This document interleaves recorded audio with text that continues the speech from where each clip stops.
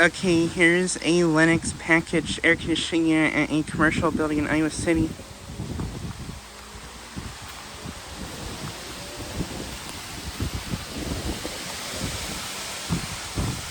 Currently not running. It's a Lennox Landmark series unit.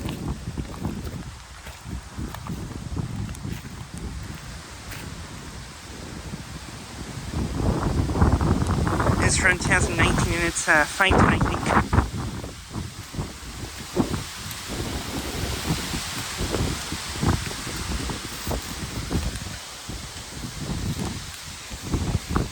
And I'm not sure if the compressor is visible down there, but I would probably assume it has a cope and scroll compressor.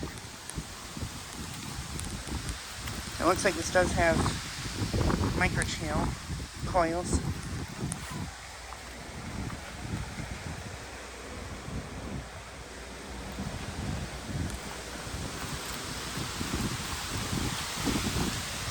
Has 4 blades.